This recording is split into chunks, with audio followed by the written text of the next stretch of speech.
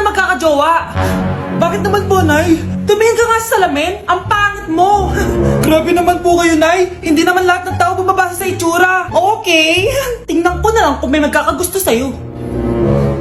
A few moments later. Umamin na kaya ako sa crush ko. Tawagan ko nga. Hello, gusto ko lang sabihin na gusto kita. Ay, sorry, may girlfriend na ako eh. Tsaka nakakadiri yung mukha mo, di kita magugustuhan. Hanap ka na lang ng kasing pangit mo. Sana naging maganda na lang ako. Tomorrow.